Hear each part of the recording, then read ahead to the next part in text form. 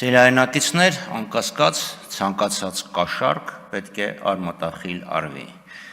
Կենցաղային, քաղաքական, ընտրարշավի ժամանակ հատկապես, քանի որ ձևավորվում է իշխանությունը։ Բայց եկեք հասկանանք ինչ ներառենք կամ ինչն է դուրս մնացել այս օրենքի նախաձեռնողների քաղաքական տեսադաշտից։ Երբ քննարկում էր Սահմանադրական դատանում քննվում էր 7 կուսակցությունների դիմումը, դատավորներից մեկը, եթե չեմ սխալվում, պարոն Շաթիրյանը հարց տվեց։ Ասեց, եթե կառավարությունը խոստացել է 10 դպրոց կառուցել եւ 9 կառուցել է տարվա ընթացքում, 10-րդը կառուցել է ընտրությունների նախաշեմին, արդյոք դա կարող է դիտվել որպես ընտրակաշառք։ Եթե բյուջեում կա, կարծում եմ ոչ, եթե դա ծրագրավոտ այդպես գնում էր։ Բայց եթե պետությունը ընտրություններից առաջ իշխանությունը, կառավարվող քաղաքական ուժը բացում է մեր բոլորի ձևավորված, վճարումներով ձևավորված բյուջեն, հանրային քսակը եւ իր քաղաքական նպատակների համար սկսում է սոցիալական ծրագրեր իրականացնել, այդ դա արդեն ընտրակաշառքի գերադրական աստիճանն է։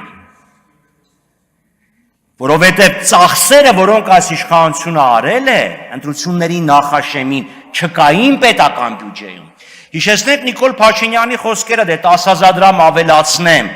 որ ինչ լինի, թոշակառուն ինչի վրա է դա ծախսելու։ Բայց արի ու տես, որ հենց ընտրությունների նախաշեմին մարդիկ բարձրացրեցին կենսաթոշակները եւ այլ նպաստներ 78.7 միլիարդ դրամի չափով։ Եվիդեպ շատ հետաքրքիր ֆինանսների նախարարության դիրքորոշումը այդ հարցով 78.7 միլիարդ դրամով բարձրացվեց, եթե այդքան հոգատար էիք կենսաթոշակառուների նկատմամբ, շուտ բարձրացնեիք։ Կամ առողջապահությունը հանրային 142 միլիարդ կարգի պետք է լինի, բայց արի ու տես, որ առաջին կիսամյակում 66%-ի չափ է ծախսվել, 16%-ային կետով ավել 97 միլիարդ Անահիտ Ավանեսյանի խոսքերով, ավելի շատ տարեկան ամսական 12 միլիարդի փոխարեն ավելի շատ է գնացել։ Ինչու՞։ Եվ կան հարցումներ սոցիալական, որոնք ներկայացրեցին մեր փաստաբանները, որ ընտրությունների մասնակցածների մի էական տոկոս ասել է այո, իրենք այդ սոցիալական ծախսերը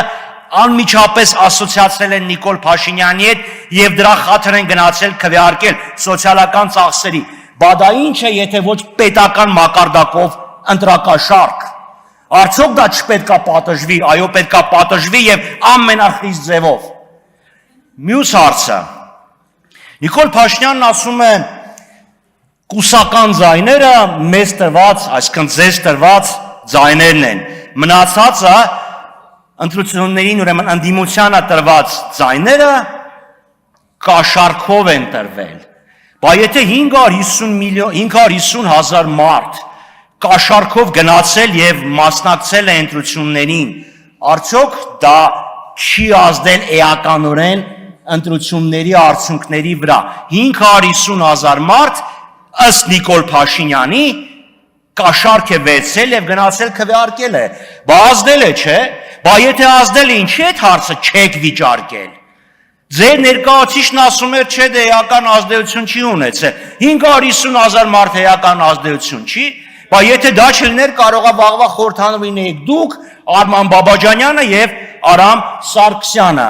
Բա ուր է ձեր սկզբունքայնությունը։ Գայիք վիճարկեիք, ասեիք, չէ, 550 հազար կաշառք վերցրածը եթե չլիներ, պատկերը այլ կլիներ։ Թե սկզբից պետքա մի բան խոսել, ձեր մերկանտիլ շահերից բխող, հետո ուրիշ բան։ Ուր է ձեր սկզբունքայնությունը։